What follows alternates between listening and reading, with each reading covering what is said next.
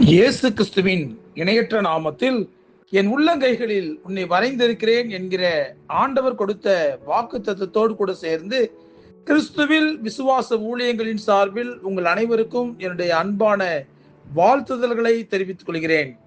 இன்றைய நாளுக்கான golden apple யோவேல் தீர்க்கதரிசியின் புஸ்தகம் 2ஆம் அதிகாரம் 19ஆம் வசனம்.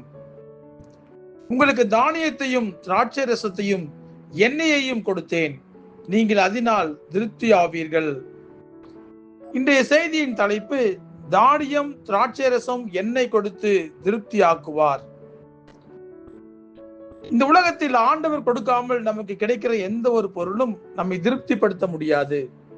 பணம் கொடுத்து விலை உயர்ந்த பஞ்சு மெத்தையை வாங்கலாம், ஆனால் தூக்கத்தை வாங்க முடியாது. அதிக பணம் செலவு செய்து அழகான ஒரு பெரிய வீட்டை கட்டலாம், ஆனால் அந்த வீட்டுக்குள் இருக்க வேண்டிய சந்தோஷத்தையும் சமாதானத்தையும் எங்கும் வாங்க முடியாது. தவறாமல் ஆலயத்துக்கு சென்று ஆராதனைகளில் பங்கு பெறலாம், ஆனால் மனம் திரும்பி ரட்சிக்கப்படாமல் பரலோக ராஜ்யம் செல்ல முடியாது. ஆண்டவரை தேடாமல் உலகத்தை தேடி ஓடி ஓடி சம்பாதிக்கும் பொருள்கள் எதுவும் நம் கூட வராது. உலகம் தருகிற எதுவும் நமக்கு நிரந்தரமும் கிடையாது. வானத்தையும் பூமியையும் படைத்த ஆண்டவரிடத்திலிருந்து நமக்கு ஒத்தாசைகள் கிடைக்க வேண்டும். அப்பொழுதுதான் நாம் வாழ்கின்ற வாழ்க்கையில் நமக்கு முழு திருப்தி கிடைக்கும்.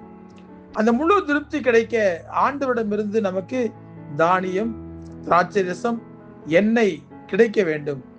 அவற்றை ஆண்டவர் யாருக்கு தருவார் என்பதுதான் நாம் தியானிக்க வேண்டிய விஷயம். ஆண்டவர் சொல்லுகிறார், நீங்கள் இப்பொழுதே உபவாசத்தோடும் அழுகையோடும் புலம்பலோடும் உங்கள் முழு இருதயத்தோடும் என்னிடத்தில் திரும்புங்கள் என்று. மிக முக்கியமாக உங்கள் வஸ்திரங்களை அல்ல, உங்கள் இருதயங்களை கிழித்து என்னிடத்தில் திரும்புங்கள் என்று ஆண்டவர் அழைக்கிறார். இந்த முக்கியமான காரியத்தை ஆண்டவருடைய பிள்ளைகள் செய்யாமல் தாங்கள் விரும்புகிற அளவற்ற ஆசீர்வாதங்களை ஆண்டவர் நமக்கு கேட்டவுடன் கொடுக்க வேண்டும் என்று நினைக்கிறார்கள். சாதாரணமாக ரேஷன் கடையில் சர்க்கரை வாங்குவதற்கே ரேஷன் கார்டு வேண்டும். வங்கியில் ஒரு கணக்கு ஆரம்பிக்க ஆதார் கார்டு வேண்டும். அப்படி இருக்கும்போது நமக்கு தேவையான தானியம், திராட்சை ரசம், எண்ணெய் ஆகியவை ஆண்டவரிடமிருந்து கிடைக்க வேண்டுமானால் நாம் மனம் திரும்ப வேண்டியது மிக மிக முக்கியமான காரியம் அல்லவா? ஜெபியுங்கள், ஜெபியுங்கள். இருதயத்தை ஆண்டவருக்கு ஒப்பு கொடுங்கள். ஆண்டவரிடமிருந்து ஆசீர்வாதங்களை பெற்றுக்கொள்ளுங்கள். அவைகள் தான் நம்முடைய வாழ்க்கையில் நமக்கு முழு திருப்தியை கொடுக்கும். அப்பொழுது நாம் முழு திருப்தியோடு சந்தோஷமாக இருப்பதை ஒருவராலும் தடுக்க முடியாது. ஜெபிப்போமா? அன்புள்ள ஆண்டவரே, இந்த உலகத்திலே எவ்வளவோ காரியங்கள் எங்களுக்கு சந்தோஷத்தை கொடுக்கும் என்று சொல்லி தேடி நாங்கள் ஓடுகிறோம். ஆனால் நாங்கள் ஓடி பெற்றுக்கொள்கிற காரியங்கள், உலகத்திலே பெற்றுக்கொள்கிற காரியங்கள் எதுவும் எங்களுக்கு நிரந்தரமான ஒரு சந்தோஷத்தை கொடுப்பதில்லை. நாங்கள் உண்கிற உணவு கூட எங்களுக்கு திருப்தியை கொடுப்பதில்லை. எங்களுக்கு தேவையான எந்த பொருட்களும் கிடைக்கிற பொழுதெல்லாம் நாங்கள் பெற்றுக்கொள்கிறோம், ஆனால் அவைகள் எங்களுக்கு நிரந்தரமான ஒரு சந்தோஷத்தை கொடுப்பதில்லை.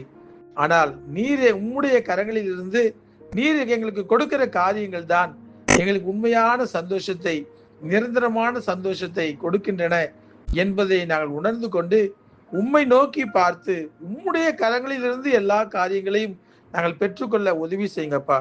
உலகத்திலே உலகம் கொடுக்கிற பொருட்கள் எதுவும் எங்களுக்கு நிரந்தர சந்தோஷத்தை கொடுக்காததினால் நாங்கள் மன திருப்தி இல்லாமல் வாழ்ந்து கொண்டிருக்கிறோம். ஆனால் உம்முடைய கரங்களில் இருந்து தானியம், திராட்சை ரசம், எண்ணெய் ஆகியவற்றை நாங்கள் பெற்றுக்கொள்ளும் போது முழு திருப்தி எங்களுக்கு கிடைக்கிறது. அவை எங்களுக்கு நீர் கொடுக்க வேண்டுமானால் நீர் சொல்லுகிற நிபந்தனைகளுக்கு நாங்கள் கீழ்ப்படிந்து, ஆண்டவரே, எங்கள் வஸ்திரங்களை அல்ல, எங்கள் இருதயங்களை கிழித்து நாங்கள் மனம் திரும்புவதற்கு எங்களுக்கு உதவி செய்யுங்கப்பா. எங்கள் பாவங்களை எல்லாம் மன்னிங்கப்பா. எங்கள் கண்ணீரை உமக்கு முன்பாக சிந்துகிறோம்.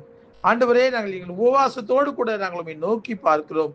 தேவரீர் தாமே எங்களுடைய ஜெபத்தை கருத்தாய் கேட்டு எங்கள் பாவங்களை எல்லாம் மன்னித்து பாவ மன்னிப்பின் நிச்சயத்தை எங்களுக்கு கொடுத்து, ஆண்டவரே, அதன் மூலமாய் ரட்சிப்பின் அனுபவத்தை பெற்றுக்கொண்டவர்களாக நாங்கள் செயல்பட தேவரீர் தாமே கிருபை செய்வீராக.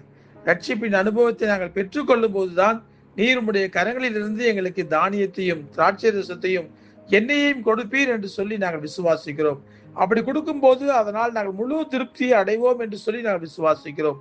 ஆகவே எங்களுடைய வாழ்க்கையிலே நீர் இடைப்பட வேண்டுமாய் நாங்கள் ஜெபிக்கிறோம் அப்பா. எங்களை முழுமையாய் முன்பாக நாங்கள் தாழ்த்துகிறோம் ஆண்டவரே.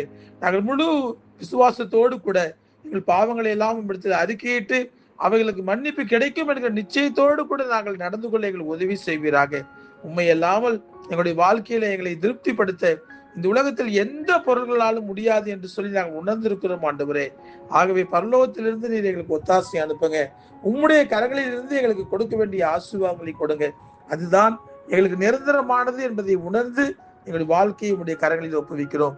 இயேசு கிறிஸ்து என்கிற வல்லமையுள்ள நாமத்திலே ஜெபிக்கிறோம் நல்ல பிதாவே. ஆமேன், ஆமேன்.